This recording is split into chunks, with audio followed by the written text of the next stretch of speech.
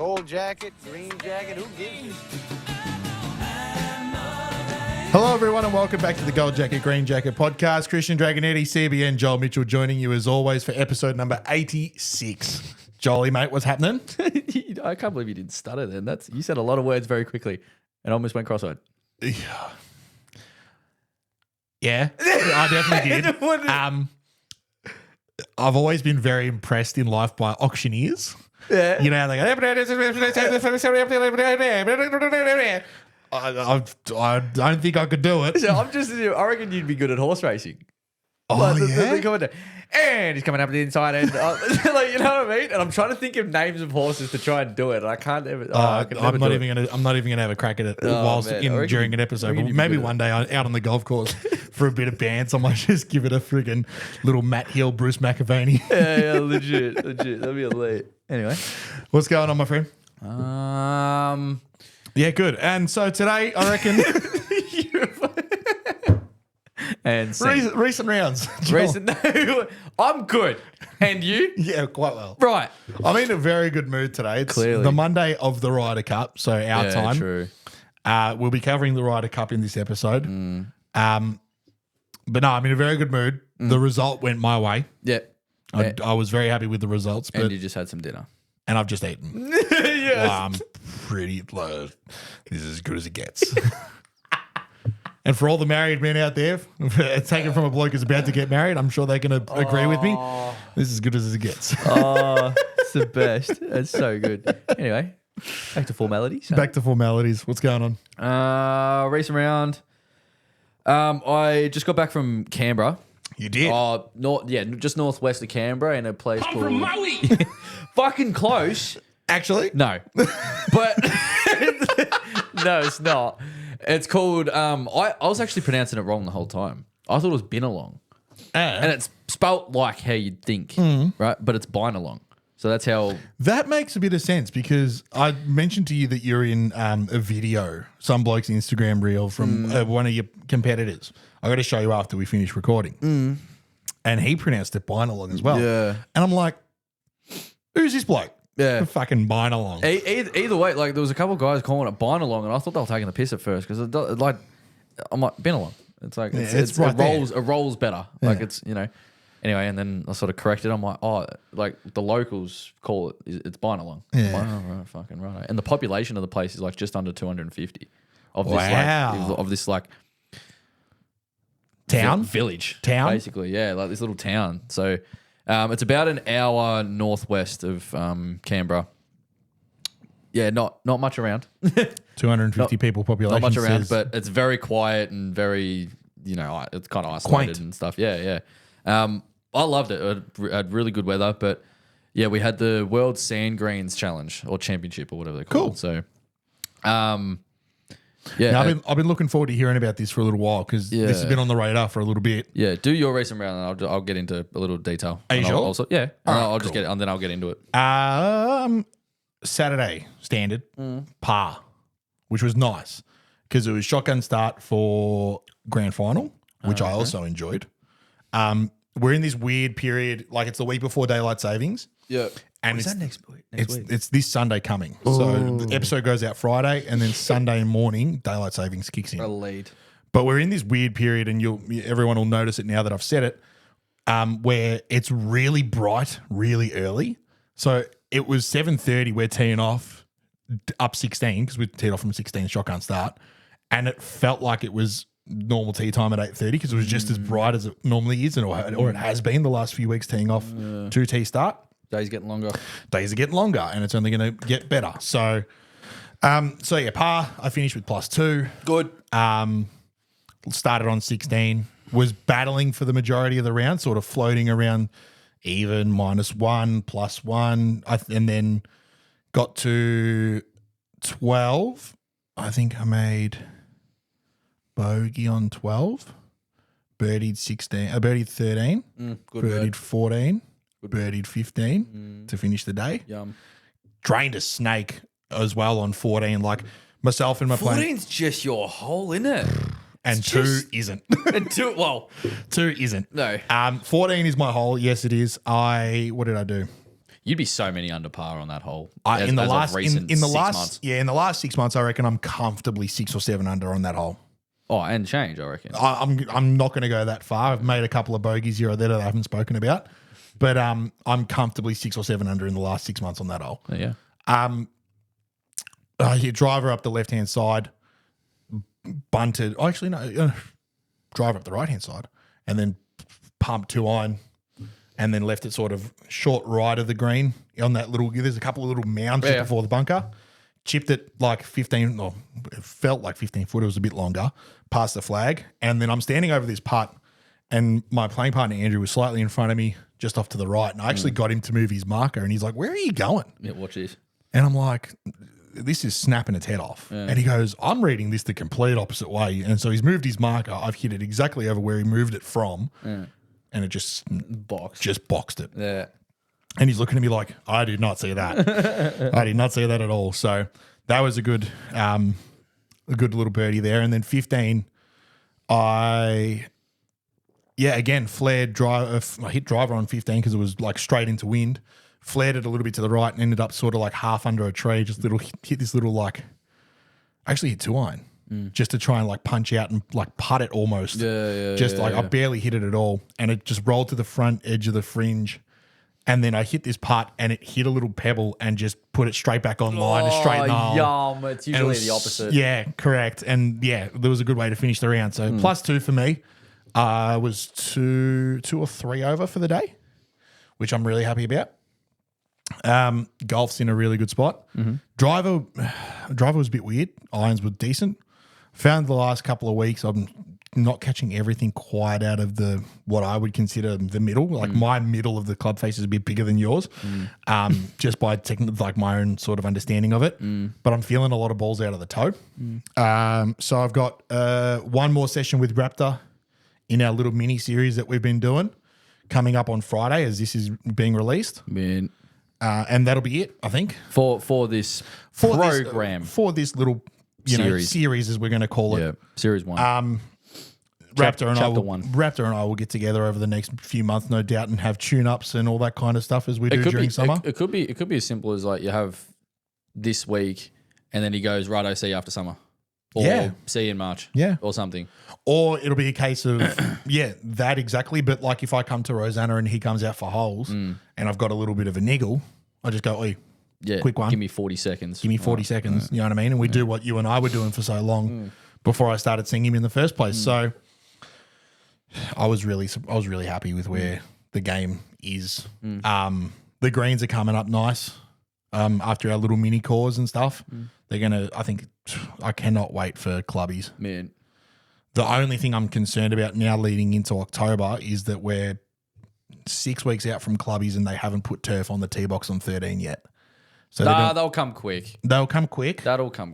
I feel like it might be similar to how we played 17 last year. Yeah. Where they get it ready enough for clubbies. We played 4 rounds of clubbies on it and then no one touches it for another 2 weeks after that. Yeah, good. Sort of like wear it in a little bit and then piss off and leave it alone. Yeah, don't touch it for a bit. Yeah. Because the last thing I want in a club champs is 200-meter par 3s. Well. Yeah, well. And that's not a 200-meter par 3. That is 2 separate 100-meter par 3s. Yeah. Nah, you got wedge in hand birdies. Yeah. But still. Yeah, no, they'll have the full course in play for clubbies. 100%. Yeah, they know what they're doing. And of course, we just discussed it. Daylight savings is here. Yeah. As of Sunday. Yeah. So the wedding is also here. Like, not this episode, but when the day that episode 87 comes out, that's the day. Yeah, correct. That's the day. Correct. So if anyone wants to go to no, do not. Absolutely not. Imagine that. Oh my just a bunch God. of people going. And there are some people listening that know where it is. Who gives a shit? Imagine that. Yeah, exactly. There are some people listening who do know where it is. I encourage you, please don't tell anyone. Or show up. No, okay. Don't. Imagine you just hear people on the side of the road. I'm from Maui.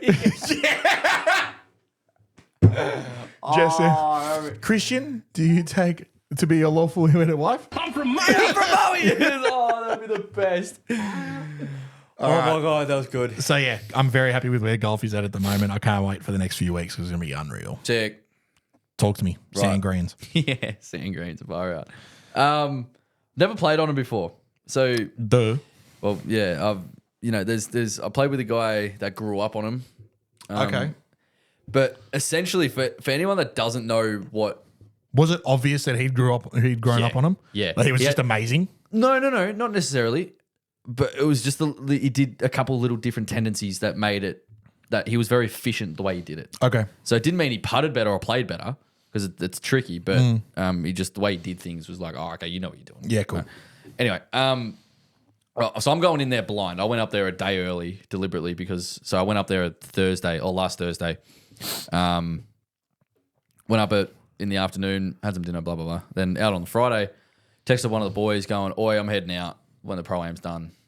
I need to go figure this out because I don't want to go in there blind. Right? I don't want to look stupid or take too much time or whatever because it might, if there's actually a couple things you have to do, like if there's a certain etiquette things you have to do, I want to know. Yeah. I don't want to walk on the first day and go, right, what do I do? You know what I mean? Like, so essentially the way the course is set up, it is, there's layouts of holes and stuff like that, but it's kind of like just a paddock with trees in it.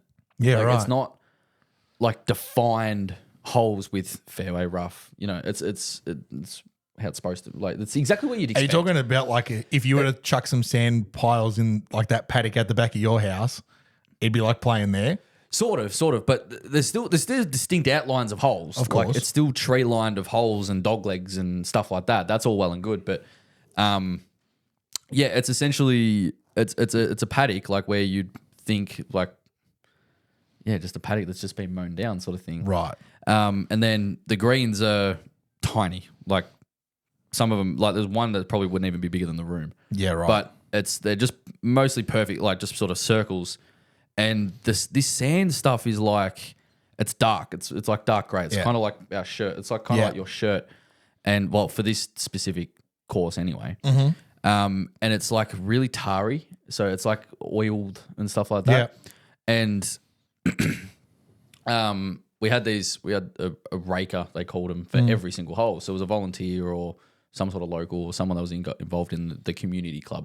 They don't call it a golf club, it's a community club. Yep. And every time you finish the hole, they'll give it a bit of a rake around and stuff like that. And basically, it's just such a unique way to move a golf, like just play golf. Like, I don't really know how to describe it. It's not like all this amazing flashy shit. It's just a unique way. You can't pitch the ball onto the green on some of them because they're so firm underneath, and it's quite firm and stony. So it's not a thick layer of sand. No, well, at this golf course, no. Okay. Like it's very sort of finer, but it's because it's firm and compact. It's sort of like, do you know that material oobleck? Yeah. Yeah, and do you know how like the softer you are with it, the softer it is? But the Yes. second you punch it, Yes. it's firm as fuck. Yes. It's like that. Yeah, okay. So if you're hitting little chip shots, the ball dies in the ass. Okay. If you're hitting a full 7-iron, poing! Yeah. You know what I mean? It's sort of like that. So it reacts differently to compression. It reacts differently to speed. Yeah. The way how the ball's coming in, right? So you couldn't hit anything more than anything. If you're outside 40 meters, basically, you couldn't pitch it on because you just couldn't predict it. You didn't know whether it was going to bounce forward or die in the ass. You weren't sure. Yeah. So you had to just bund everything on. So there's guys where I didn't see him pull a wedge out for 9 holes. Yeah, right. Because the course is kind of short, so they would hit roughly 40 meters of the green and just putt it. Yeah, right. So they're putting it. I can't comprehend that. It doesn't sit well with me. No. Like I have to wedge it. Yeah. If I'm off the green generally. Yeah. So, and yeah, the way you sort of do it is you get onto this green and you don't mark your ball. You scrape these 2 really long lines, and where the 2 lines meet is where your ball is. Basically, you pick it up, you clean it, blah blah blah, and then you grab this sort of. Well, it's a smoother. It's not a rake. It's a smoother. So it's this big, like metal T-shaped, like a rake, like but it's got a smooth edge on basically it. a rake, yeah. And it's heavy. They're fucking heavy. Well, for what a rake should be. And you start to do it properly. You start from a meter past the hole.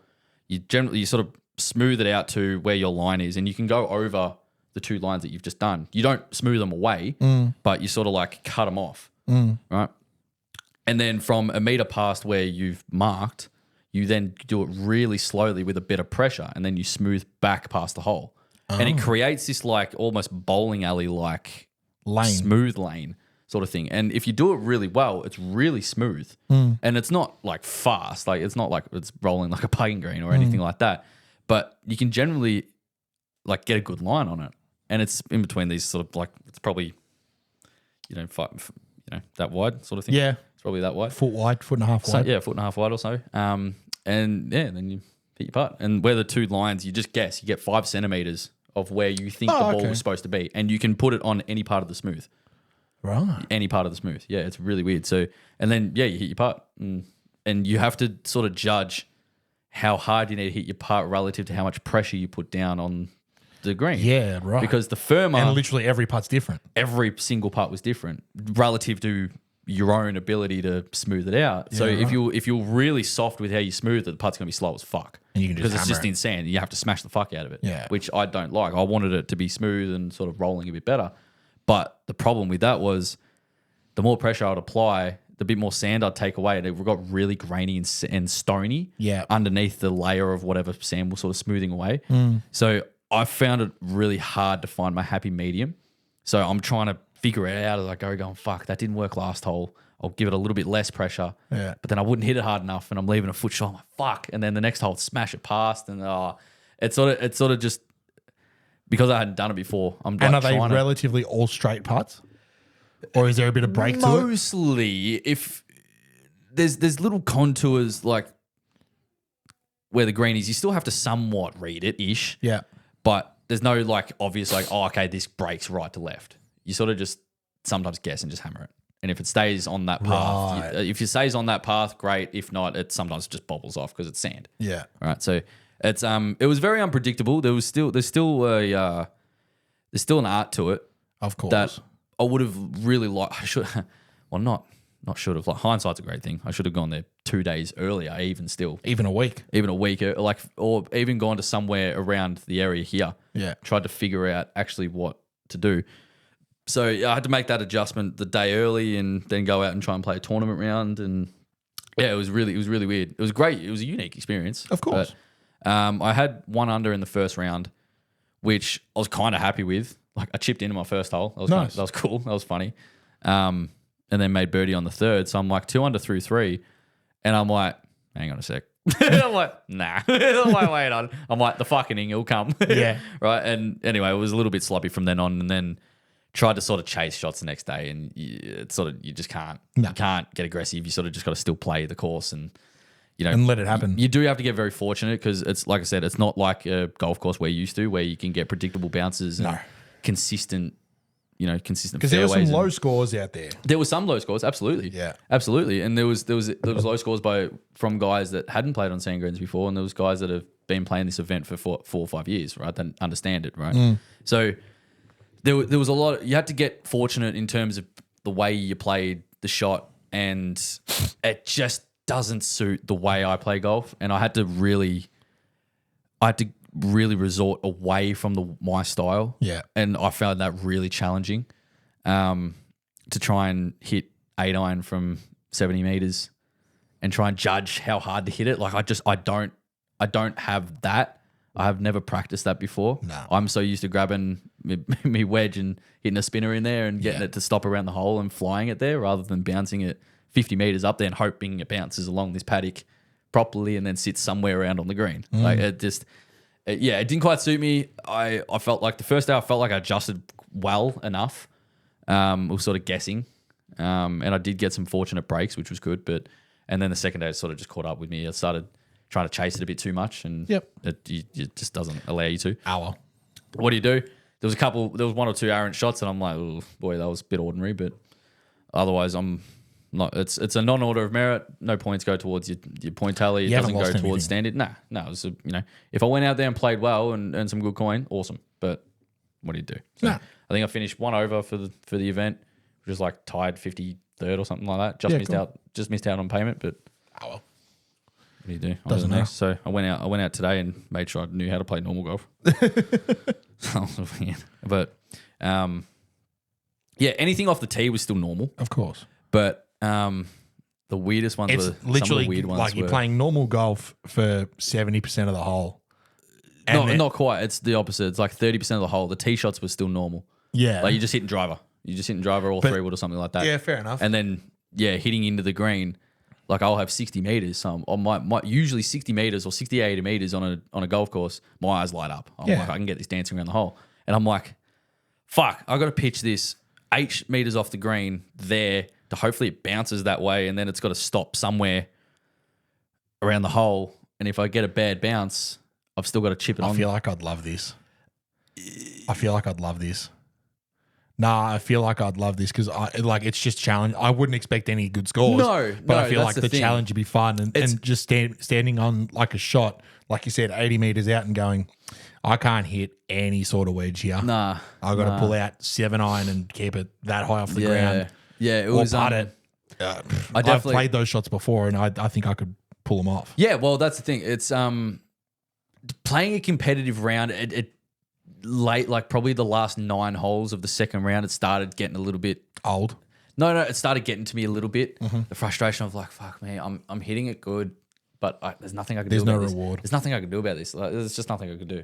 Like, I just had to stay somewhat patient, and just a little bit of frustration got to me, right? And I was just, what do you do, right? No. So I kept on keeping on sort of thing, and tried to restrict the higher number sort of thing, sort of not make any more stupid mistakes sort of thing, right? Anyway,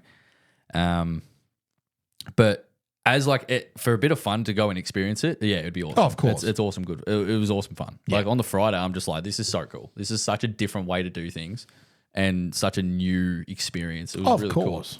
cool. And like for some people, it might be so easy to just blame the condition of the place, but Everyone's doing the same thing. mate, it's exactly what you'd expect. It's a sand green golf course with in a place that doesn't have a very high population. It's sort of rural. Yeah. What do you expect? You go in there and It's not metropolitan with sand greens. No, exactly. Yeah, it's in a place where you'd expect sand greens to be. You know, if we got there and the greens are running, It's a bit at rough 12, and rugged. Yeah, it's exactly what it is. So, otherwise, it was awesome. It was a very positive experience. Cool. It was really cool. It was just a new way to do things. And Would you go back? to play the event? Yeah, Yeah, cool. absolutely. Yeah, It was still frustrating because I'm like, fuck, I know I'm playing better. Like Than I what the could be scores playing show. better. It's just the adjustment I had to do. Like, being able to hit now pitch and wedge and 9 irons with an apex of 25 feet from 120 meters. Yeah. Getting to come out flat as fuck. Right, which might be the wrong shot as well. I don't really know. Yeah, you never know. There's two par threes that were just dead flat, dead straight. Oh, one of them was slightly downhill, but very flat, very straightforward sort of thing. And they're both about 120 to 124 meters sort of thing. And you're hitting 54 degree. Yeah. Just off the back foot, and you're just coming out flat, and you're just trying to pitch at 105 sort of thing, because it's got kind of firm in some spots there. And you just get it, hopefully it just kicks forward, and there's no spin on it. It's landing on a paddock, and it just sort of hopefully just bounds on there somehow. And when it is rolling on that green without being smooth, it does pull up very quick. Yeah. So you just hopefully, as long as it's not bouncing onto the green, you're fine. If it's rolling on there, it'll stop quick. Okay. So it was sort of, that judgment was a bit weird, but ultimately I think who was it? Sam Slater ended up winning. He came second last year. Yep. So they call it like the Slater Revenge. So he went out and won it this year. Cool. Which was good. Yeah, good to see. So How good? On to the next one, I guess. Very good. And when is the next one? WAPGA, which is at the time of recording, literally next week. Yeah, So cool. I'll be flying out Monday afternoon. Yeah, cool. So 2 days from now when you're listening to this. Yeah, fair enough. Very good. No, well done. And they'll be away for a bit, hopefully. Okay, Yeah. cool.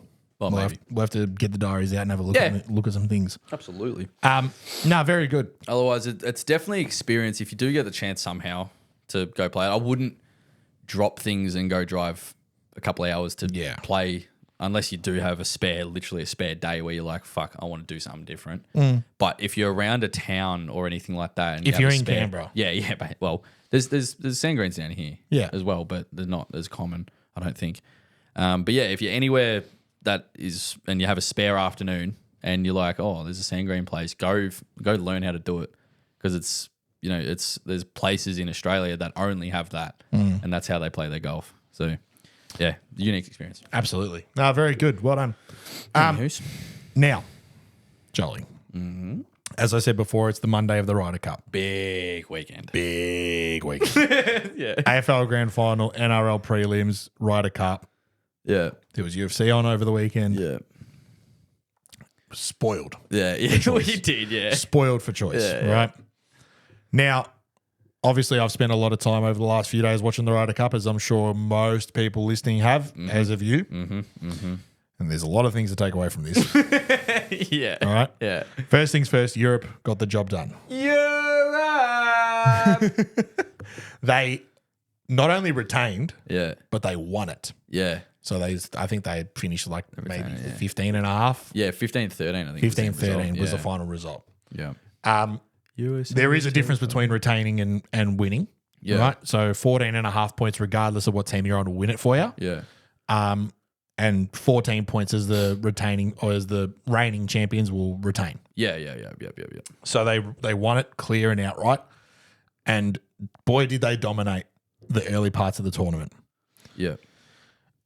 In each of the 4 sessions leading into Friday and Saturday, so Friday 4-ball, foursomes and 4-ball, and then Saturday foursomes and 4-ball, they won each session 3-1. Yeah. Which is fucking ridiculous. So cool. Right? Yeah. Mate, close enough, right? Yeah, it was around. Yeah, it's something like that. Around about that. Yeah. But the sheer dominance from the Europeans was on it from the start. Yeah. Yeah. Couple things. So I've got a few topics, a few dot points here on the run sheet that we could go through. So the first one Let's being go. players that played well. Players who played well. Players who played well. Yeah. One thing I noticed out of this Ryder Cup compared to others was that there was a heavy reliance on 5 or 6 players from each side to play every game. Mm-hmm. I don't think I've seen it quite as much in previous Ryder Cups. You might get 2 or 3, but I reckon there was 5, maybe 6 from each team this year. Like, for example, Seb Striker only played 1 game. You're almost describing it as like the automatic qualifiers, the guys that automatically. Your big guns played every game. Yeah, which why wouldn't Why wouldn't they? why wouldn't Right? they? Yeah. But there's been times in the past where Rory has a rest in an afternoon and only plays a foursomes or something. Not this year. No. Beth Page Black was there for the taking. Yeah. It was soft. It was gettable. The rough wasn't too They challenging. made it look They pretty made- gettable they made it- this year. I got the feeling that they made it a bit more accessible, a bit more gettable in the hopes that we would see really good match play golf. Yeah. If they produced that for a US Open, you'd be hating life. The winner would be 26 under. Correct. Yeah. You know, you look at individual scores, and we'll get to the good plays in a moment, but Justin Rose had 9 under on his own he was like 4-ball on the Saturday. Yeah, he was like 8 or 9 under. He played amazing. And Justin Rose is a phenomenal player, don't get me wrong, and was one of Europe's best, but I wouldn't expect him to do that in a major conditions at that golf course. If that was a PGA Championship or a US Open at Bethpage Black. Recency bias. I'm not saying I'm disagree with you, but Justin Rose is in the best, almost, you could arguably the best form of his life. I completely agree with you. Yeah. I'm not taking anything away from Justin Rose. I'm trying to explain how different I feel like this golf course can be in different settings, right? And for a Ryder Cup where it's match play and you want players putting it to 2 feet and you want the holes halved in birdies. You don't want the holes halved in double bogeys, right? Yeah. So for that reason, we got the golf course the way we got it. Yeah. Right? And Gettable, exciting. Put it to this and lot putt in. Lot of spin. Right, lot of spin, all right? And it was great. Yeah. I thought it was phenomenal. So a few of the good players for me, I'm going to actually get the website up. Yeah, who scored the most points? Tommy Fleetwood was up there with the most points scored. He only lost his singles match. That's awesome. He won all 4 of his team-based results. Yeah, good. Scoring. Let's have a look here. It's pretty good though. Like, I was looking at the teams. Like when we were explaining the teams, or when we read out the teams a few weeks ago. Oh, I don't know what it was. I don't know if I said it in the pod or not. I'm not sure. I might have been thinking it. I don't know. There was just something about that European team that I'm just thinking like, and like when I say that word, I'm going to say it. I'm going to pronounce it properly. Team. They were a team. Like they really, I feel like bonded well and really come together and said, "Nah, let's get them. Like, let's go out and let's do this thing." And then it's so easy to pick on maybe a losing side or pick at certain people. It's so easy to do, and You can already see it all over the media. People are already doing the exact same People thing. are pointing fingers like you People wouldn't are pointing believe. fingers. Like, it's so easy to do. I feel like every time you go into a Ryder Cup, it feels like the US team have a puff in the chest out a little bit more, sort of feeling like the superior. It's big dog energy. And generally they are, because like 7 of the top 10 players in the world are American, right? So why wouldn't you have that confidence going in, and especially at home? Like, why wouldn't you? You have the crowd behind you. You have everything riding for you. But I don't know. This European team had a vibe. There was something about them that sort of said they're more united, rather than maybe the US team gave off a vibe going, "I'm here for me," not. You know, The it was a bit weird. And to boost your point here, the vibes that I got off the two teams were that the Americans were, they're both teams, obviously, right? Of course. And they're both going to they're both going to like be cohesive and work together. Of course. The US, I feel like, genuinely had a reliance on 5 or 6 players.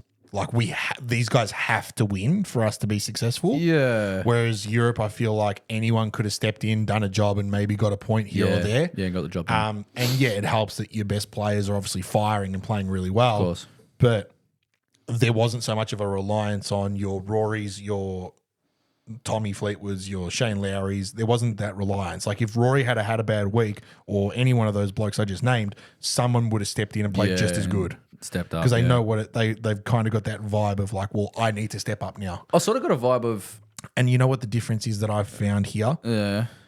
A lot of the talk, the rhetoric around doing the job for your captain came from the US. Yeah. No one from Europe that I saw turned around and said, I'm doing this for Luke Donald, my captain. They just do it for the team. Yeah. Everyone in that US team felt like they had a point to prove to Keegan Bradley. Yeah, sort of. I think not to the team. I think if you read into that, that's how it could come off. I don't think it's as serious as that. But I'm just saying, like, there wasn't any language around, like, you know, Tyrrell Hatton didn't turn around and go, I'm so happy I performed today for Luke Donald. It was for the team, and it was for the guys. It was for the group as a whole. So. Yeah. And that group could even be extended to friends and family who were there at the time. Yeah, I think it could just be how they view it and what they value. Like, maybe they see Keegan as a spiritual leader. Of course, in that environment, the superior being captain. Being the captain. Why wouldn't you, right? So it's like, oh, I'm doing it for you, right? And you are us. Sort of thing. No, that's fair. That's a good point. Whereas Rory's going, no, everyone is. We're all the same. We're all equal, sort of thing. Like, Luke, you're captaining us and you're leading us this week, but doesn't mean you're the superior. You're just part of the team. Absolutely. You know what I mean? You just call the shots sometimes, right? But So- it was weird looking at. Like, I saw the matchups. I saw some of the matchups, and I got a little vibe. Right, and for anyone that doesn't know the end result, we're spoiling it. We don't care. I don't care. It was 15-13, so it was in the end very good Ryder Cup. Very good. The Ryder US Cup. came to play in the final. They showed up. Yeah. Especially on the back nine. Yep. For every match. If you watch the first 8 holes of each match, you're like, oh boy, this is going to be 20-8. Right? Like, you thought, like, it looked like the Europeans were just going to steamroll them. And then it gets to the last sort of pretty much the 9 holes of every match, and you're like, whoa, this is going to get weird, right? Yeah. And credit to the Americans. They showed up on the final day. They brought some fire. But it was probably day 2, the morning foursomes. And I'm looking at some of these pairings, and it kind of looked like the US side just. And this is nothing against Keegan either. Like, Keegan, I felt like did the best he absolutely the best he could, and he had his heart. I felt like he just did the best he could. With like, I'm not going to say, oh, the reason they fucking lost was because of the captain. Like, you can't say that. It's sort of like saying the reason the footy team loses is because of the coach. Like, it's hard to just point the finger at that. Yeah. Yes, and no. I'm waiting like, for you to say something here. And it kind of looked like the US team was you go with him. You know what I mean? Whereas Thank you. The That's European literally what I was waiting for you to say. The European team's pairings look calculated. Yeah. Look like you're with him because of this. You're with him because of this. Like, and one of the commentators said it perfectly. Scotty Scheffler and Russell Henley's got is a shocking pairing. Colin Morikawa and Harris English, shocking pairing because Henley doesn't hit it anywhere. So Scotty's hitting it from 20 yards back than he's used to, having to play catch up.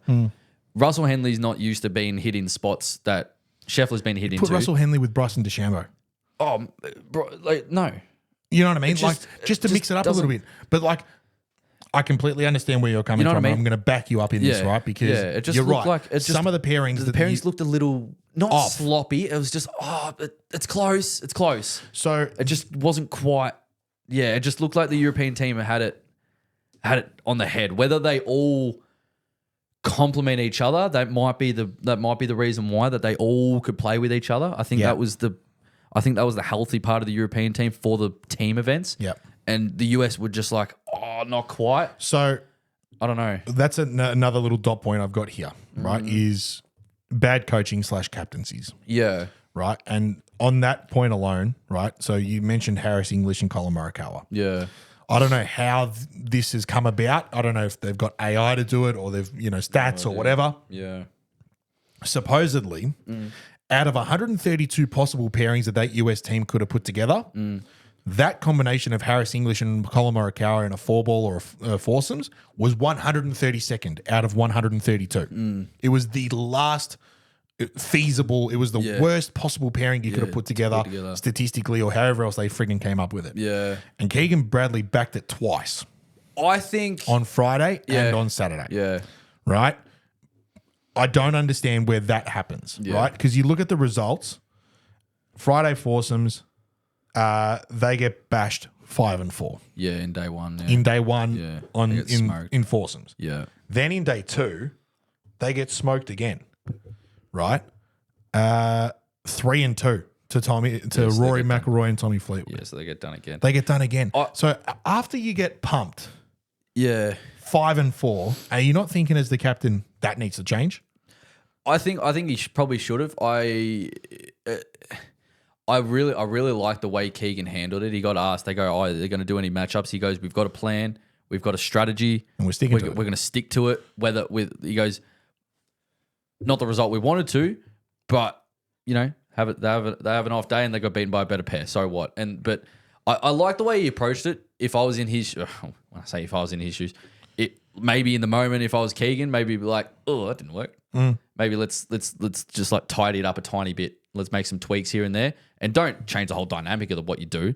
Stick to your guns, of course. You have a game plan. You go on there to do what you planned out to do. And if it works out, if the other team goes out and plays some unbelievable golf, what the fuck do you do? Yeah. You know what I mean? You have to go match it, and if you don't, you lose. Simple as that, right? And the Europeans for the team events played some unbelievable golf. Like they played golf, man. Like it was so impressive. Didn't they just? Especially day 2. Day 2 was like, whoa. They Like, won. They were. I was just correct. so good. I was correct in my statement before. They did win every team session 3-1. Yeah. Well, there you go. So, They started. It was 11.5, 4.5, and then unfortunately Victor Hovland, and due to the envelope rule, they gave half a point each side. Yeah. And who didn't play? Oh my god, for the US, who didn't play? Hold on. It was Victor Hovland and Victor. it was Harris English. Harris English. I'm pretty sure. Yeah, I'm Harris pretty sure. English. Yeah, it was Harris English. So they got half a point each. There was a few comments made about that there was a few people that weren't really happy with that. Oh, I want the rule change and stuff like that. It's how it is, right? So, yeah, you're right. It's how it is, unfortunately. And I got to admit though, I was scared of the US team during the individual singles. Who wasn't? Leading up to it, I'm just like, look, if they're going to come out and go bang, it's going to be now. And like I said, through the first 9 holes, I'm like, oh, just not their year. Right? And then it starts getting a bit spicy. Bryson comes back from 5 down and ties the match.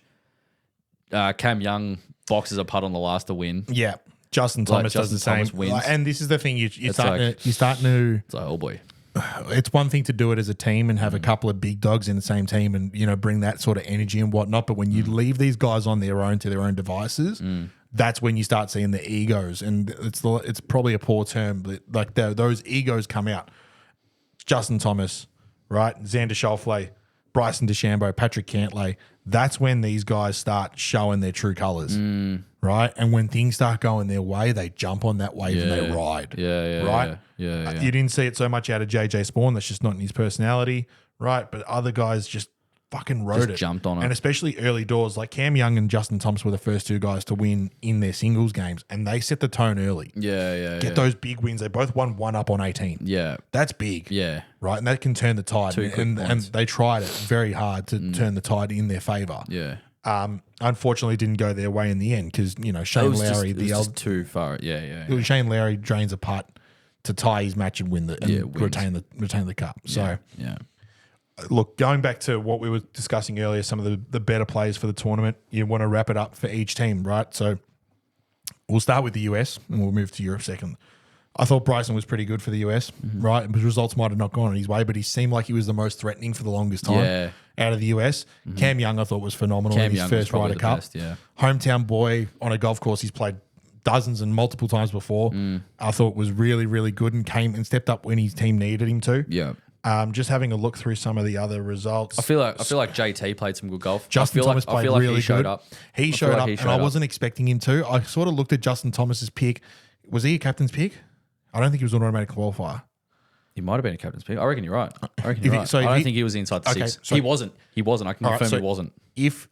I'm still going to say if he was a captain's pick, I feel like he justified his pick. Yeah. Right? I don't think looking at that pick at the start of the tournament before anyone's hit a ball, I'm like, I don't know. That could be a weak link there. Kind of disagree with it only because of his recent results. I haven't kept in touch with his recent results. So the Justin Thomas I know of the last 2-3 years, all right, he won a major a couple of years ago, but like, it's like, what else since? It's like, are you competing I with kind of put him and Jordan Spieth in the same sort of category of just like they're there, but they're not playing as good as they should. Yeah. Right? So for him to step up and actually dominate and play really, really good golf over the course of the 3 days, I was really impressed with. I feel like every player on each team deserved to be there in their own right. There was a couple players that maybe you could have tweaked, and it might be a little bit controversial with who I'd put in instead of a couple of the other players. We'll get to that towards the end. Maybe we tidy that up later. I don't know. We'll get to that towards the end because I reckon that could be a good little way to wrap it all up. Yeah, but other than that, I think the teams were great, and it's obviously in the end, it was dominant from the Europeans at the start. But I mean, it was 15-13 Ryder Cup. That's about as close as you get. Correct. Like, what more could you ask for? So a couple of notable mentions for quality Europeans, right? Justin Rose was phenomenal all week. Yeah, he was. Right. Yeah. And he loses his singles game on 18 Boo-hoo. to Cam Young, who played the best 3 days of his life, right? Justin Rose, 46 years of age. Is he 46? Yep. Whoa. Leading Europe from the front and did really, really well all week. Line. Tommy Fleetwood was a little bit disappointing in his singles match play, I thought. Yeah. Just a little bit underwhelming. But who did he play? Justin Thomas. Yeah. But he was, 3 down at one point. No, I feel like Tommy during the teams matches was awesome. And I think that's what Tommy Fleetwood is best at. Yeah. Obviously, he's had great success in previous Ryder Cups with Francesco Molinari. Yeah. Now with Rory McIlroy, Shane Lowry. Like, he's played really, really good team golf. Right? Rory was phenomenal. Ludwig Oberg was just in the middle, just sort of doing his own thing. He's doing his stuff. I looked at Ludwig Oberg like I looked at Mike Hussey back in the day playing cricket for Australia. Yeah. Just came in and did his job. Yeah. Knocked a few around and scored 100 here or there and all that kind of stuff. Ludwig just sort of sat in the background, kept it quiet, and just said, let me cook. Leave me alone. Yeah, leave me alone. Yeah. Leave me alone. I'll get you a couple points, and that's all I'm doing. It's Shane Lowry was great. I thought Rasmus Højgaard did a job. Tyrrell Hatton was phenomenal. Tyrrell's awesome, man. He was so good. He's so fun to watch. I loved it. It was one of the holes. It was like the second hole. Oh, yeah. It was like the second hole, day one foursomes, right? And he's got this 35 footer that he misses it, but it almost drops in the right side and sits 2 inches behind the hole. And you see him 40 feet away. He looks this big. Yeah. Right. And you see him 40 feet away. And you could read his lips going, how the fuck does that not break in? I'm like, it's 40 feet to relax. I'm like, you almost boxed it. Right? You just see him all disappointed. You're like, oh no, this is going to be awesome. He's already shitty. It's like, bruh.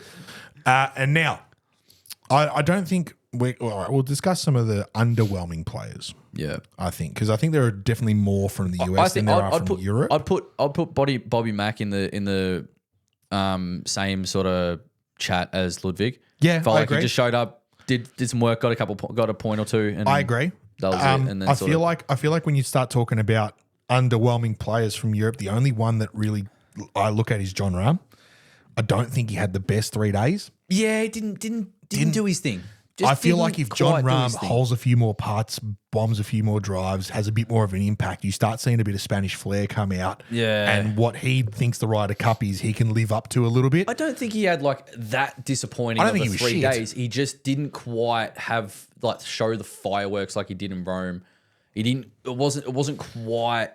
he didn't quite have the presence. He didn't quite have the Close but no cigar. yeah. No, I think he did okay. It just there was a couple more in the spotlight. I didn't see enough of Rasmus Højgaard. I didn't see enough of Sepp Striker. I didn't watch a lot of either. him. They deserve to be in the team though. Matty Fitzpatrick, I think, was in the same category He was as cool. Ludwig as well. Yeah. Just sort of just there and He just did doing his their thing. job. I'm spewing he didn't beat Bryson. That would have been sick. Now, despite the fact that he won his singles, I think Scotty Scheffler was a bit underwhelming, being the number one player in the world. He lost his four straight matches. Correct. Patrick Cantlay, I didn't think much But of. here's the thing. Here's why I don't discredit Scotty's performance, right? There's a lot of pressure on the number one player in the world. There's that. There's obviously a lot of going, oh, he'll win everything because he's the number one player, right? And there was a lot of reporters that said, oh, not even said, it was fact that it's the worst performance since Tiger by a number one player on the planet in 2002 or 4 or whatever it was, or what year. I think it was 2002, might have been. Yep. Or 2004, whichever one. Worst performance by a number one player in the world playing a Ryder Cup, right? And the thing that I've noticed the most about particularly number one players in the world, but specifically Tiger and Scotty, what? I'm just looking at his results in the teams. Keep going, and I'll say it. For Tiger and Scotty is it's very obvious, and I'm not going to say it's a silly thing to say, but it's obvious they aren't team players. No. They're going out going, I'm better than you, so I'm going to beat you this week. Yeah. And that's exactly what Tiger was. He was the number one competitor. He didn't thrive on not relying on someone else, but working with someone else. He lost with Phil. He lost with a couple other players. He lost with these very, very, very high class top tier golfers and lost matches with them against guys that weren't so top tier. Still amazing, but weren't quite at their level, but just understood how to play team golf better. And just they knew how to maybe rely on someone else. And Tiger didn't know how to do that. He was literally spent his whole life playing against. He was a one man army going, I spend my whole life beating the fuck out of you guys every week, and now I'm supposed to work with you. So I mean, it's probably they probably could improve in that aspect, but Scotty, I find, is the same. He's just a bit softer about it. Like, he's not that true competitor. He's not as harsh. He's not like that. He's still dominant. Golf's his hobby. Sort of. Yeah, sort of. Well, the way he describes it, sort of, yeah. But he's going out there going, oh, fuck, I'm usually just relying on me and Ted. And now I got to sort of cater for someone else and work together with someone else. I don't think it sort of blends well with a dominant number one. Speaking of Ted, Scott will get stuck into something that happened on 15 in the afternoon of the second day in a little bit. But just looking at Scotty Scheffler's performances in his team games. Yeah. So in the Friday foursomes, he loses 5-3 with Russell Henley.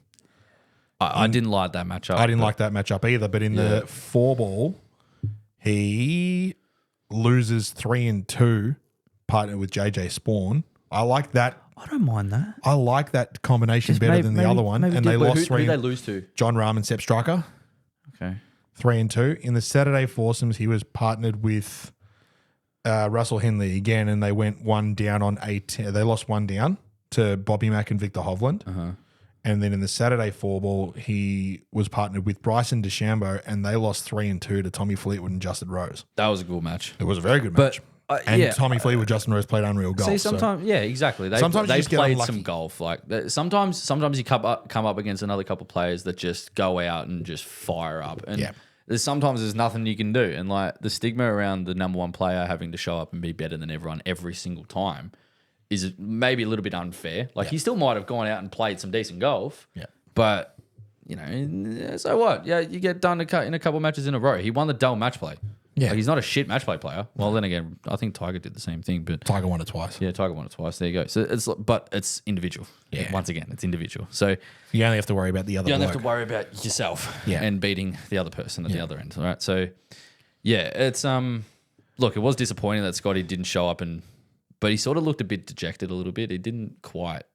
There was a couple of times where I'm sort of just like, oh, I would have liked to see a little bit more fire out of him. And I think that Scotty was there. You could argue that he might have been relying a bit too much on his teammates to get some results to sort of fire him up, and he just sort of working off in the background going, well, I need you guys to fire up and then I'll get fired up. then I'll get going. I can't lead the charge here. Yeah. It's not in my nature. So Well, he's so accustomed to being like going, I'm going to do what I do. you guys catch me. And like, yeah, catch me if you can sort of thing. But Yeah. I mean, But no, other people I thought weren't just quickly. I didn't think Xander Schauffele was much good. He won his match 4-3 against John Rahm this morning, but that was fine. Russell Henley, I don't think justified his pick. He's had some great results, but I'm not sure he was the greatest fit for a Ryder Cup team. Yeah.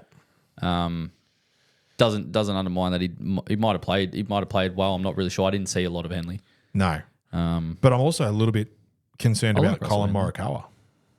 Yeah, he didn't really show up either. Eh? Didn't do much. Didn't show up. Tied his once match again, with Tyrrell Hatton. Once again, you have an ordinary 3 days.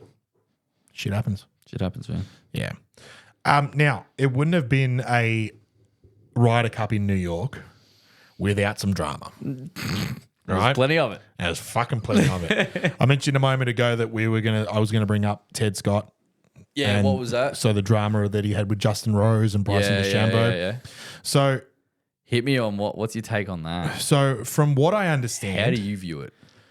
it looked as though Justin Rose is like going through his routine putting and whatnot, and then Bryson's caddy begins to walk towards the line that Justin was going to take for his putt. It's like Justin standing where he is, and then just off to the left-hand side, maybe 5 meters away, was Bryson and his caddy. And then Bryson's caddy takes like 3 or 4 steps forward towards the hole. And then Justin sort of catches him and is like, hang on, am I putting? Like, if I'm putting, move out of the way. Yeah. Right? And so from that sparked a little bit of controversy where it was like, well, and Justin Rose explained it afterwards in the interview, just sort of said, there's a big misunderstanding. Yeah. I thought I was putting. I was just asking that question because if I wasn't, I would have stepped away. Yeah. Right? And so it sparked this whole altercation and, people are getting in each other's faces and Francesco Molinari was going to go and talk to Bryson and sort of tell him to calm down, and then Ted Scott jumped down Francesco Molinari's throat and sort of said, don't you fucking talk to our players. Yeah. It sort of ignited from that. Yeah.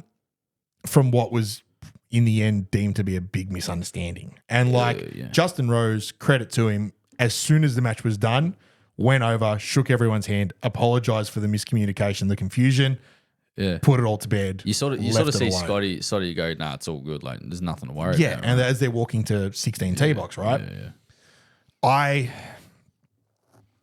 I think that's exactly what it is. I think it's just a big misunderstanding. I don't read too much into it. I like seeing the spark. I like seeing the flare. Bit of fire. Right? Would I have liked to see someone get nose to nose with someone else? Maybe. Given what? Yeah, 100%. Yeah. Imagine you see like Jay Rose in the face of Bryson just having words. Like, imagine that. Wait, it's sick. Yeah. Like, fucking what? Yeah. There's such a nothing outcome to that. Yeah. Like, it was like the media being the media. The media is the fucking worst thing for sport, right? For anything, right? Because they just blow it so far out of proportion, man. They read into things, they clip things, they cut things, they don't explain things. It's like, it annoys the fuck out of me. But that's what they're supposed to do because exactly they gets people do to that, talk about. and then you click on it and go, "Oh, what happened here?" Oh, here we go, bit of fire, and then just like fake news, like false shit, and it's just Chinese whispers, and then it gets around and it was like, then it goes, Justin Rose told him to get fucked, and like my viewpoint of it, Jay Rose.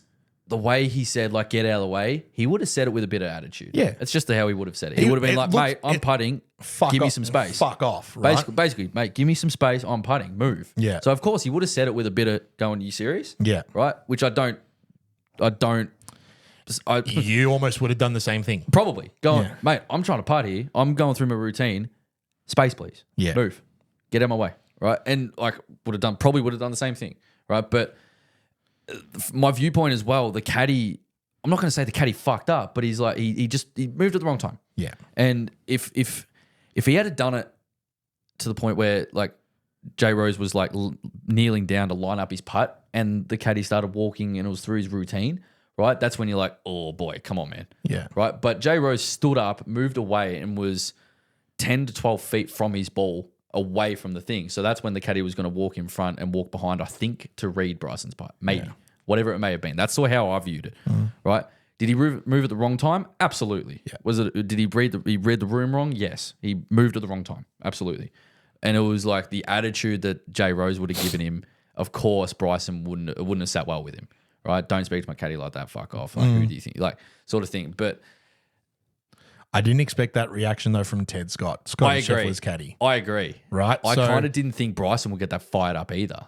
Like, I'm sort of like, I knew Bryson would get fired up because it was his caddy. Yeah. Right? But then also I can understand why Ted Scott got fired up because it's another caddy. yeah, correct. Right? He's standing up for caddies. He's not standing Yeah. up for the team or Bryson or anyone because Bryson can handle his own. Yeah. Right? He's got the nuts and he'll say anything to anyone. He's not afraid. Yeah. But I feel like caddies are such a protected species, a bit like goalkeepers in soccer. You don't touch goalkeepers, Yeah, you right? don't fuck with them.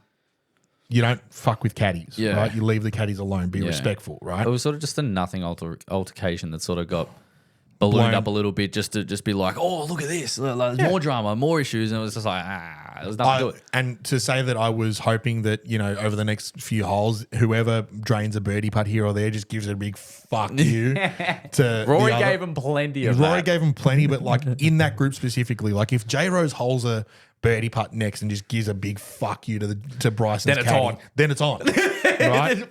Yeah, you know what I mean? That. Would have been hilarious. But moving on swiftly, I want to talk about crowds because a lot's been made of it in the 24 hours or so since the Ryder Cup is finished.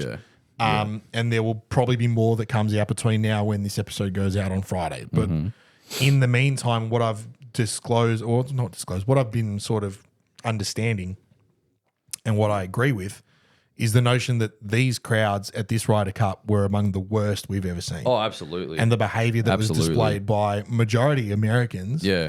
And I'm not to say that no Europeans were involved. There probably was. It probably was, yeah. But I heard more about it from the States supporters. Yeah.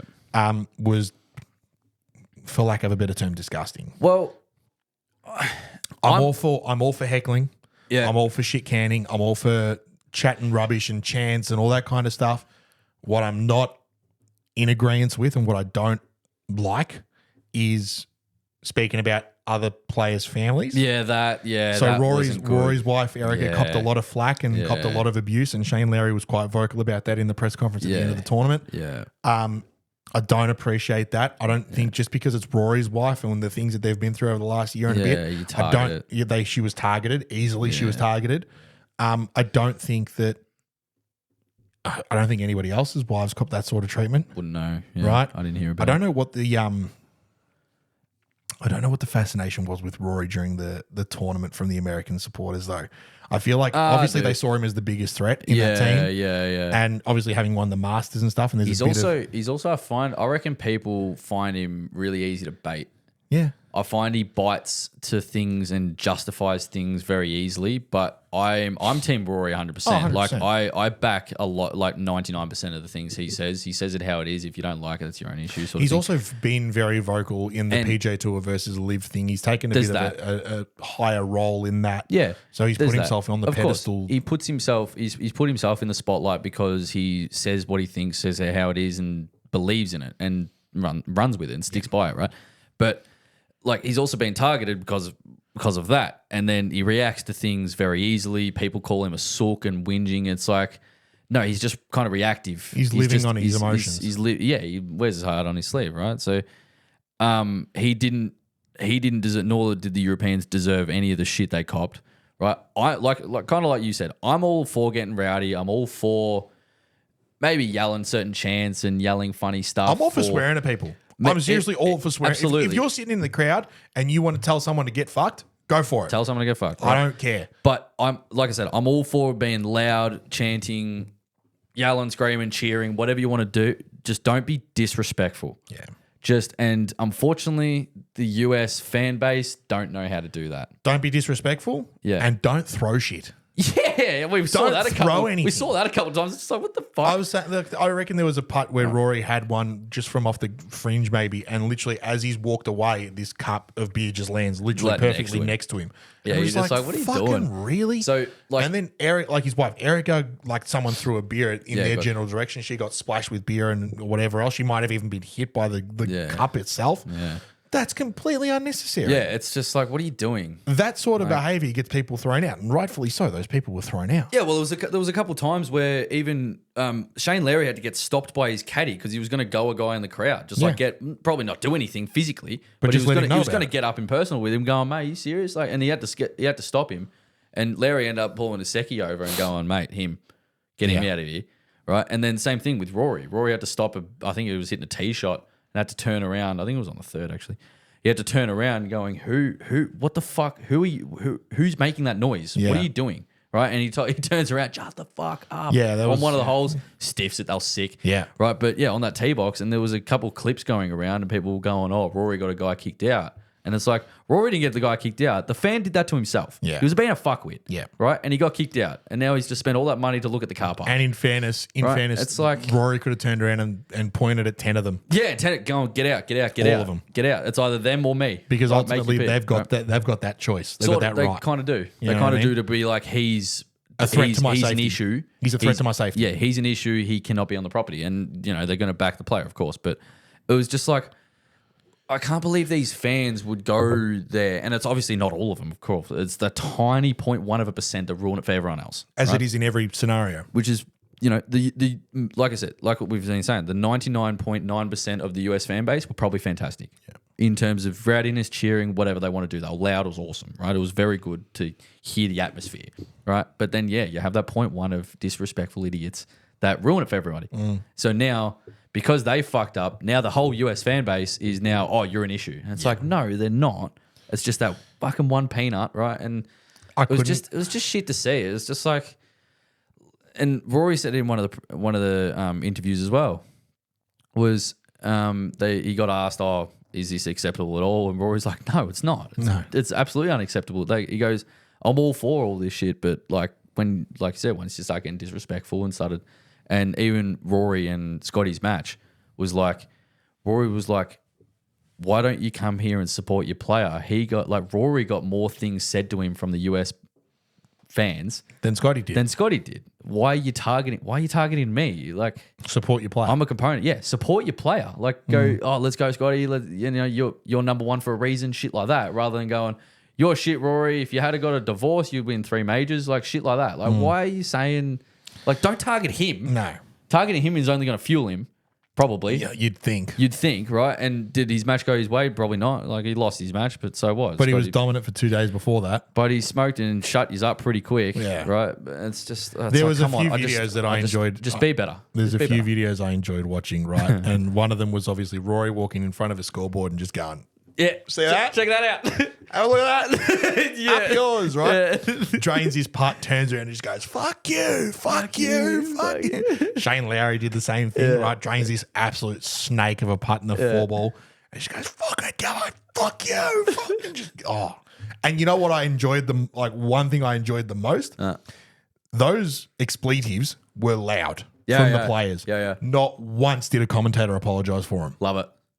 that I heard. Oh, really? Wow. Because, you watch soccer or football or anything else, Yeah. someone Apologies says, for that. oh, sorry, ladies and gentlemen. Even on PJ Tour events. Yeah. Justin Thomas, there's a video of him. fuck, right? And then the commentator's like, oh, we apologize for that. Yeah.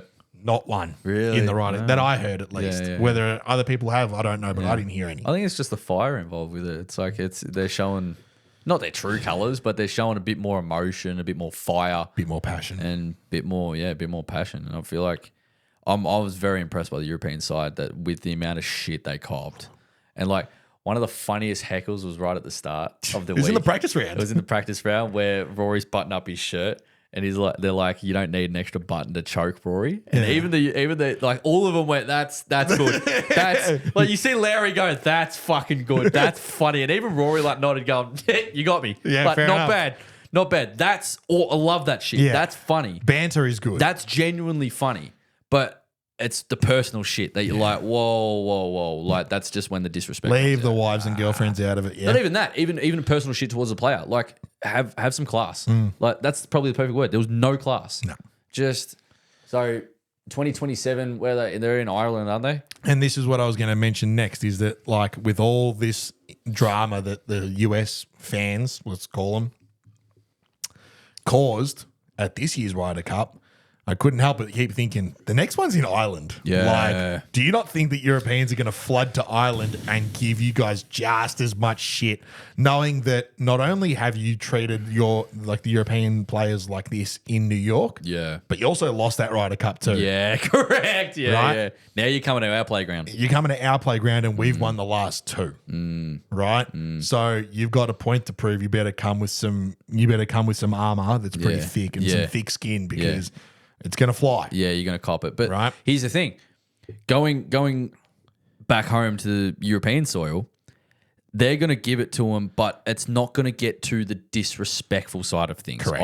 I truly believe, and you never know, in Ireland, they're a bit more fiery. They love a beer or 49. Yeah. But like, it's not going to get to the point where the Americans just don't think. Yeah. Like, they just act and just do stupid shit. Yeah. And that's when it gets disrespectful. Whereas the Europeans, they're going to be loud.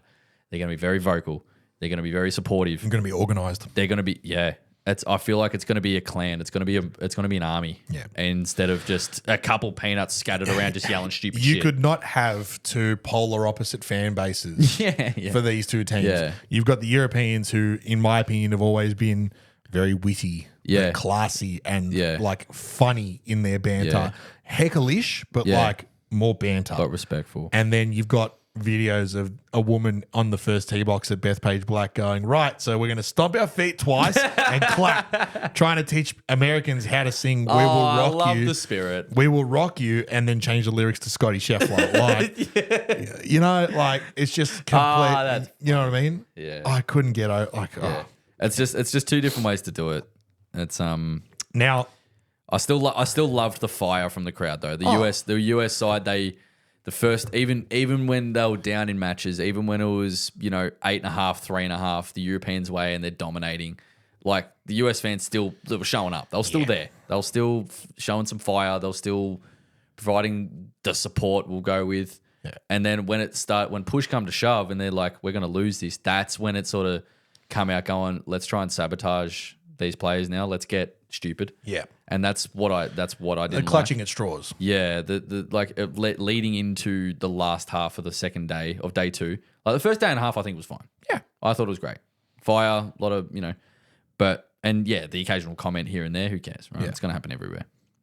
But yeah, the final day and towards the end of the four ball in day two, it was just like, nah, come on, you're losing your class here. And I completely agree with you. It was something else towards the end of the tournament, and it was all well and good that it was fine for the first couple of days. I don't think it's going to carry over into Ireland in the next couple. I think that, like you said, they're going to do it a bit more respectfully and whatnot. Yeah, so, it's going to be the same idea. It's going to be loud. There's going to be a lot of shit talk. It's going to flip. The European teams were walking out for day 1 and 2 getting booed. Same thing's going to happen over in Europe. Yeah. Same thing's going to happen. Scotty Scheffler and fucking Bryson DeChambeau, ooh, like they're going to get booed. It's just how it works. You're on foreign soil. but that makes the Ryder Cup. That's the exactly Ryder how Cup. it is. Exactly. That's You why can it's home expect and away. that exactly. So you can expect that regardless of where you go.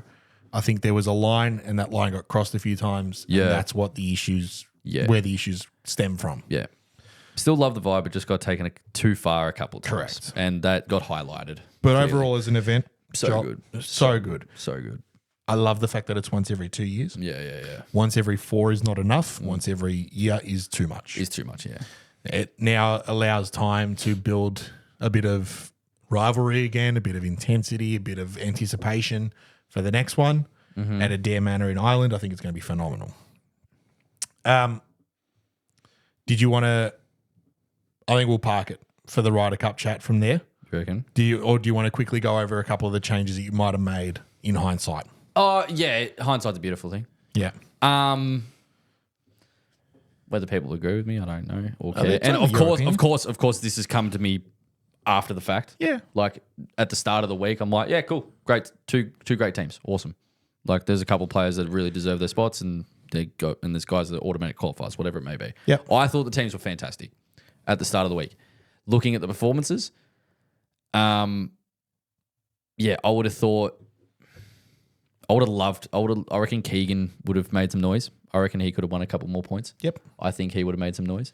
Would have loved to see maybe, I don't know, if he maybe handballs the captaincy to Jimmy Furyk and plays himself. and plays. Like I kind of said he might do. You might have done. Maybe he does that, or he's a playing captain, whatever he may be. I still like looking back on it. I think Keegan deserved a spot. I put Keegan Bradley and Ian Poulter in the same sort of conversation of like the sway that they can have on a Ryder Cup. Yeah. They're kind of. I always see what you're saying. Those sort of personality. It's not like a personality higher, but it's close. No. Yeah. You know what I mean? It's kind of like those guys who the whole team can jump on. Yeah. And ride on their back and just, they'll win, they'll get the points that they need to get. Yeah. And you can rely on them to be always present and always there to go. I feel like Keegan's just had the form. I feel like, I would have loved to have seen Brooks Koepka. Yeah, that's what I was saying earlier. I think he could have, whether he's in form or not, I don't know. On the party tour, I don't know if he's playing well. I'm not sure. I don't follow it. I don't see the result. I don't Had know. a couple of good results in majors. I have no idea. And yeah, he shows up in majors. Koepka's always up in the conversation of majors. Is the Ryder Cup the 5th major? Sure. Yeah. Maybe. Do you think he would have shown up? I reckon he would have. Exactly. I think he would have shown up and made some noise. Absolutely. There was a couple of live players out there.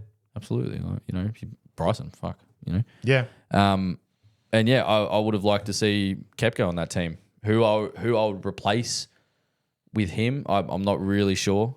Like I said, looking back, there might be one or two that's like, oh, you didn't play well enough, so you should have done that, but you don't know at the start of the week. So, yeah, would have probably like to see Brooks and Keegan in there.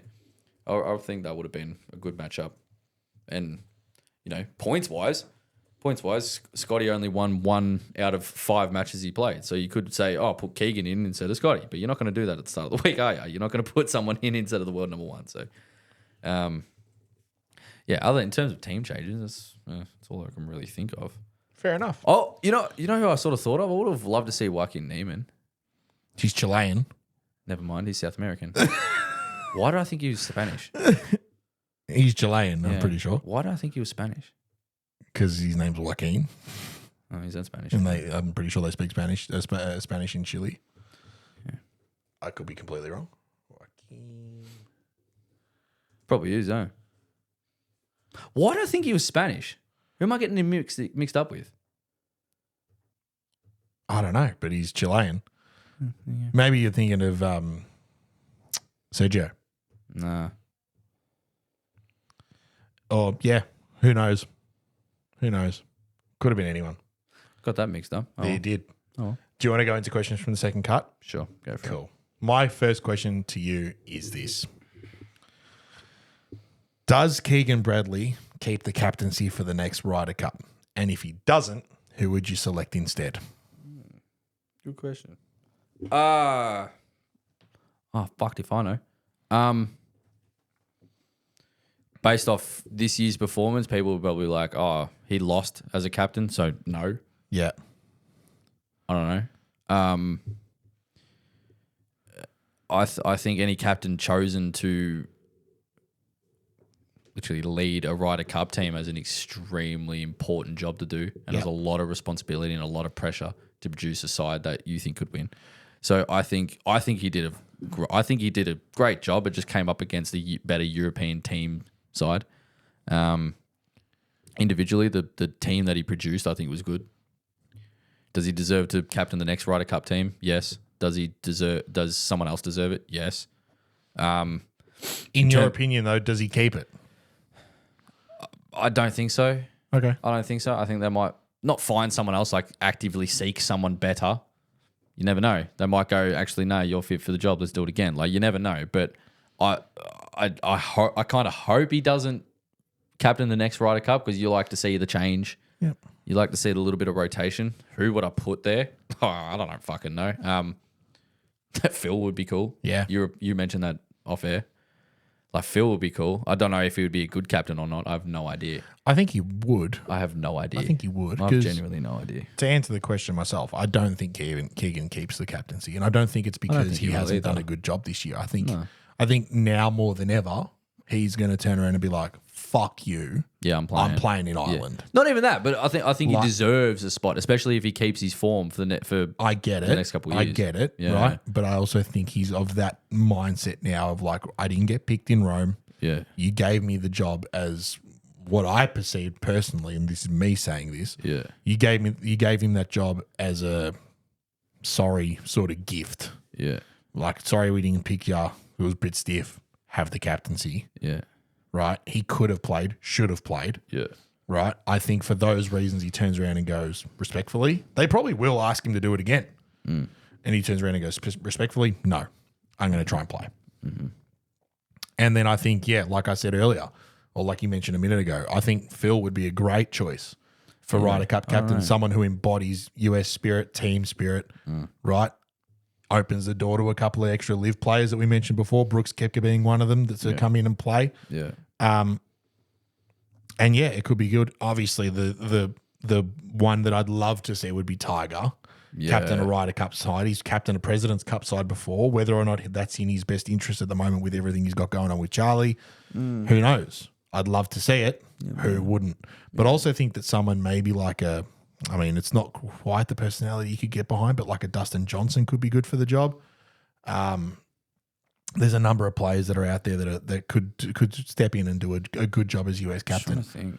On the contrary, I think Luke Donald has that job for as long as he wants it.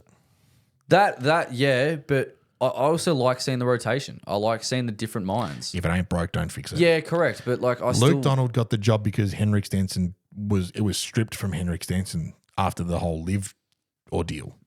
Back when the Ryder Cup decided that Liv wasn't going to have an involvement and then flipped the switch. When Henrik went over to Liv, they said, well, you're not going to be Ryder Cup captain anymore. And they gave it to Luke Donald because Henrik had selected Luke as a vice captain. Yeah. He's now 1-2 on the trot, both home and away. And this is the stat for you. Luke Donald is the second person for Europe, like he's the second European Ryder Cup captain since Tony Jacklin to win both home and away. Yeah. Yeah. When you're in that kind of company, I feel like you can do whatever you want. Whether or not he wants to go on another 2-year ordeal being a Ryder Cup captain, that's up to him. He might think, job's done here, I'm off. Give it to somebody else. Maybe Francesco Molinari's time to step up. Never know. Right? I think he could do whatever he wants. If he wants to go again, I don't see an issue. He might do one more home Ryder Cup and then give it away. Imagine Poltz being captain. Again, there's another massive opportunity. Imagine that. I think Poltz would be good as a vice captain first. Yeah. I think if you throw him in the deep end as a captain, he might be a little bit too passionate at times. And you need it. You need it. Yeah. I would put Poltz in at when it's at home. Yeah. You want him in Ireland. You want him in Ireland, yeah. You want him in Ireland. That'd be cool. But yeah, I think Luke Donald can do whatever he wants. I don't think Keegan Bradley will keep it.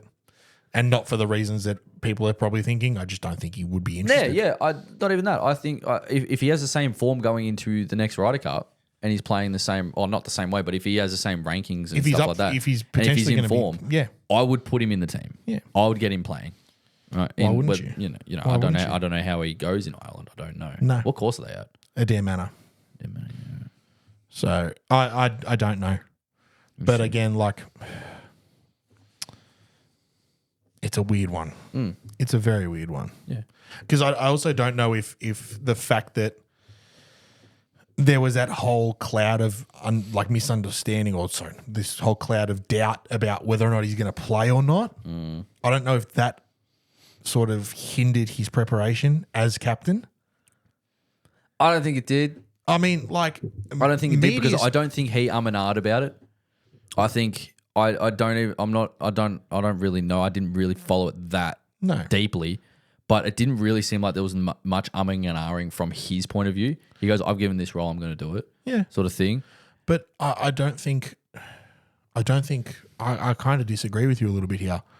I don't think it was quite that straightforward. He might have, from what I perceived, I think it was a genuine thought in his mind of, do I pick myself here? Yeah. Like, and that could have hindered his own thought and preparation as captain. If he had, as soon as he gets given the captaincy, if he had turned around and said, fuck that, I'm not playing, that's how it's going to be.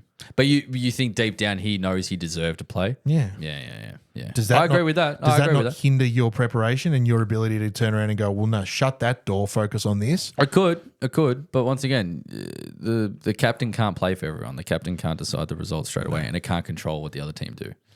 No. So it's But one thing he could have done, which he didn't do, was rule himself out. yeah. He could have come Do you out. reckon the media had an influence behind 100%. that? 100% they did, and that's their job. Yeah, true. Right? But he could have come out 3 weeks after he got elected as Ryder Cup captain and gone and sat in a press conference and gone, I'm telling you this now. I'm either picking myself or I'm not. Imagine that. He's sitting in front of the advertising board and go, ladies and gentlemen, I'm telling you this now. I'm playing. Yeah. That's it. I'm picking 11 players. Full stop. There's 6 automatic picks and 5 captain's picks. I'm number 6. Yeah. Or I'm telling you this. He sits in front of the advertising board again and in a press conference it says, I'm telling you this now. Oh, we're not hitting a golf regardless ball. of what's happened, regardless of how I play on the PGA Tour, I will not be playing in the Ryder Cup. I'm the captain and that's my job. Yeah. He didn't do that. He sat on it. And then it all started to build. Because imagine the media attention instantly disappears as soon as he says, it's not a question. Yeah. It's not a fucking the question. decision he makes either way. I'm making the decision now, 2 years before we hit a ball. Yeah. I'm not going to be there as a player. Yeah. No one talks about it. No one mentions it. And then he can just sit in the background and just play on the PGA Tour And plan his way through and it. just plan his way through the Ryder Cup. You never know. Interesting. Have you got a question for me from the second cut? Hypothetically, Here we go. it's Harris English, Colin Morikawa. Yes. They were ranked the worst possible Yeah. pairing, right? And they got smoked. Yeah. Comfortably. If you're on the European team, Uh-huh. who's your partner? Yourself now. Okay. Yourself now and your ability now. Who are you picking on the European team to come up against Colin Morikawa and Harris English? Who do you think you have the best shot At with? winning. At winning. Against those two. Yeah. So the 7 handicap slapper, You're not 7, you're like 4. 4 handicap slapper, Yeah. and one of the European Yeah. Who would you players. pick to completely carry you? But But who would you pick? Who do you think would you would have the best chance I mean, with? well, it's Rory, obviously. I'd love I might change it. Who would you like to be paired with? Shane Lowry. I knew it. Shane Lowry. Shane Lowry or Justin Rose. Yeah, well, okay. Justin Rose, I feel like could just, Do you think you could ride them enough? yeah, Yeah. comfortably. Yeah. If we're playing, In the 4-ball. In the 4-ball. Not the foursomes. The foursomes you're getting done 9 and 8. I disagree. I don't. We're getting done 7 and 6, not 9 and 8. Oh, fuck off. In the 4-ball. Because don't worry. Yeah. In you, the 4, you okay. play a 4, but this- but even at a venue like that, you've still got a couple holes in you where you might be able to show up and the other person Yeah. doesn't. You might scrape in the birdie or two, Yeah. and he makes a little sloppy bogey, and you show up with a par on a couple holes. So you could contribute. Yeah, You now yeah. with whoever. I'm not. That's what I'm turning pointing around, at. I'm That's not what I'm turning pointing at. around and saying that we'll win. No, I don't think you will. Not even close. You won't win. But who do you and think would that's give what the I'm saying. best Even chance at the supposed worst ranked Ryder Cup pairing? probably Justin Rose. You reckon? The way he played this tournament, Justin Rose. I think he was by far and away the best European player for the tournament. I think he's got the levelest head in that side, and years and years and years of experience. Yep. And just the I Don't hate it at all. And like I said, it's a very hypothetical, it's weird. a super duper hypothetical It's question. There is weird no chance. fucking- There is no chance we get close. No. Right, but The question was, who do you think you have the best chance with? probably Justin Rose. Rose. Right. And now, like to get even more hypothetical, If we upload this as a clip, all right, I want people's input yeah. as to who, not who you think or who they think you will be. No, best no, paired who with. they think they Who would. do you who would you choose out of the Ryder Cup this year to give you and that person the best chance to beat? And I'm not, and like I said, this is not even a just dig to at win, Har- just to win. No, to have the best chance. Yeah, the best chance to win a 4-ball, Yeah, to win not the a 4-ball foursome, not an alternate against- shot, a 4-ball. And like I said, I have so much respect for Colin Morikawa and Harris English as individual players, but As a pairing. But as a pairing, it was, numbers don't lie. No. You know what I mean? It was proven that they weren't the best pairing. Yeah. Right? So I'm using that as... I completely back it. You know what I mean? Now, just to jump on the hypothetical train, right? Yeah. Yes, I struggle. No, I don't think it's as bad as what people might think. I think around that golf course, in those conditions, if I played 80% my best golf, I shoot like maybe mid-90s. I don't think you... Or maybe high 80s. Right? I don't think you're playing off 4. Playing off 4. Yeah, the low 90s kind of sounds about right. Low 90s, maybe high 80s, I might snag an 86.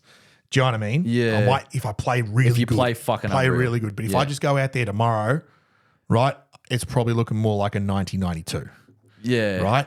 Yeah. But that doesn't mean I'm not going to have the odd par. half a dozen pars. Yeah. Do you know what I mean? Yeah. There's just going to be holes where you're having 8. Yeah, because they're hard. Yeah. Okay. Yeah, I think I It's don't. a hypothetical thing. Yeah, it's a hypothetical. Shane would be fun because it's Shane, and that's just a passion. You never know. I copped absolute smoke saying I might be able to push a 76 at Oakmont. Yeah, 6 over. I copped it. Yeah. Right? And I don't give a fuck. Right. But it's hypothetical. If I play my absolute best golf, that's what I maybe think I could push. Yeah. I'm not shooting under par. There's no way. But. And then you're saying, if you play your absolute best golf, like a 90 but is at that golf gettable. course, in those conditions, like they were pretty gettable conditions. I don't think it is completely untoward. No. Like I'm not going to sit here and say, I shoot 140. No. I don't think it's that bad. No. If it was in a US Open conditions and the rough was 5 feet off the ground, I'm shooting 122,000, right? But like with Justin Rose just to keep me level-headed and just, come on, Drags, just slot one down the guts here and I do it and I'm like, we're on. But you're not completely incapable of playing a few good holes. Nah. Play some of your good golf. I've seen you be able to put it out there. With those crowds, a few good holes. That's the difference. That's the difference. It's a few good holes. Under Ryder Cup conditions. If it's just you and I going out to play Bethpage Black in those conditions, I'm probably keen enough that I might snag a low 80. Yeah. I might snag a low 80s with nobody else there. It's just you and I going to have a hit. Yeah. But with 100,000 Americans who have been slandering me for the last 4 hours, maybe not. Maybe it's close to that 120 mark. Yeah, correct. Do you know what I mean? But no, I love that golf course. I love it. I've been looking forward to this weekend for a long time. And it lived up to the hype for me. I got the result I wanted. I wanted the Europeans to win, being European myself. Yeah. I was very happy. Yeah, very happy with where things went. I think it was a great tournament, and I think, Jolie, that might be the perfect spot to leave Let's it. do it. Ladies and gentlemen, thank you very much for tuning into this week's episode of the Gold Jacket, Green Jacket podcast. Thank you for listening to us ramble. Yeah. Oh, yeah, we'll get to that. Let's do it now before I wrap things up. Joel Mitchell, CBN, has won the first installment of our darts competition. Series 1. Series 1 to the J Mitch. No, I didn't say, hey, Siri. I said Series 1. No. The final score was 10-2. I may have preemptively bought the slab on the weekend. I mean, I ran out of beers anyway. I needed them. So 2 birds with 1 stone. However, we have started a new version. Yeah, well done. Congratulations. Thanks. See you at the next one. Yeah. See you on the tee. We have started a secondary sort of little fun thing as well. Yes. So the around the clock challenge, as it's called in darts, is where you play around the world as what you do. Yep. However, you count your doubles and triples. Yep. Right. So if you hit 111, you go to 4. If you hit 444, you go to 7. Whatever it is. So on and so forth. So and if you hit doubles, you skip 2. If you hit triples, you skip 3. Yeah. Same again. You've got to finish on a bullseye. Yep. And it's timed. So it's a race, right? So we saw a couple of clips of the best players on the planet doing this. Like under a minute. Yeah, Jan van Veen, he did it in 50 seconds 50 or something. seconds. Like, so starting on 1, going around the board, hitting trebles and doubles. 1, 2 is and finishing on a bullseye, he did it in 50 seconds whilst running back and forth up the Oki to collect your darts. Which is it's hard. Diabolical. I think when we did it, was it last week? Yeah. Or the year, it was last week, where I'm just like, let's give it a go. Yeah. So I had the first crack at it, and I think I did in like 2 minutes 10. 2 minutes. No, 2 minutes. Yeah, 2 minutes flat. Oh, it was 2 minutes flat. And I'm like, I'm stoked with that. Yeah. Like, that felt good. I was hitting a couple shots. And I'm like, that's 2 minutes. That's over double what old mate did it. And I'm like, what the fuck? And then you did it, and you did it 2 minutes as well. Yeah. And we couldn't get it for a Couldn't little bit crack because we just 2 couldn't hit minutes. the ball. We got around the border okay. Yeah. But then we'd spend 40 seconds on the ball. Yeah, correct. Right. And that was our biggest trouble. And then Towards the end of last week, you set the new record at a minute 36. Minute 36:26 or something like that, right? And that was incredible. Yeah, we like I actually hit your magic number. I hit the treble 18 To go and straight then to my ball. first dart hit the ball, and we both went, oh, and look, and you're like, oh, timer, right? And it was like a minute 38 or something. So we're like, all right, we'll shave a couple off it Yeah, because of we'll like be the fair. delay, because we're both like, oh, no way, right? I'm like, oh my god, and I thought in my head, I'm like, we're not getting anywhere near that, right? Because it was hard. And then today, albeit I didn't think I was throwing darts all that well today because you smoked me in the actual around the world I game that did. we've been doing the last few weeks. I did. And step up, first go, right? Clocked in a minute 31:69. Yeah. Right? And just went nuts. Dude, hit treble 18 into bull first start. I'm like, okay. I'm like, and I stopped it as soon as that entered. Yeah. Right. And I looked at it and we're like, oh my God. Yeah. We're like, and it was, yeah, like you said, it was your first go and it was like for the day. Yep. Right. You're like, bit of time. We're like, absolutely. You go 1, 2, 3. I'm like, oh. Yeah. Right. And then, yeah, you sort of cruise around from there. And I'm like, 5 seconds. That's a lot. And the interesting thing about the first one was I got stuck on 6 for a couple of throws, and I threw like the 6th dart at number 6, and I'm like, that's it. Like I've run out of time. Yeah. Next thing you know, I've hit treble 18 and bull. I'm like, fuck. That was what really time cool. was that? What was that? I went nuts. I'm like, oh my God, he's done it. Couple goes later, I had a go, didn't get it. He had another go, didn't get it. I had one more. I'm like, I'm starting to figure it out, but I'm not that close. Yeah. Like I'll get to 19 and then hit 20, and then you're like, nah, time. Fuck. Right. Yeah.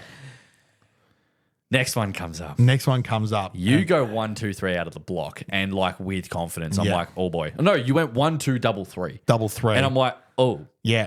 And then next one goes 5, 6, and I'm like, he's just hit 6 in 10 seconds. That's quick. That's quick. All right. And similar to your putting green at the front, if you're not at a certain point by a certain time, you're not getting close. For your course record that you were shooting, on your putting green at the front of your house, Yeah, because we don't have the capabilities of just going treble. correct. Yet, It's comfortable to say that if we don't hit at least double digits by the 30-second mark, it's not looking too good.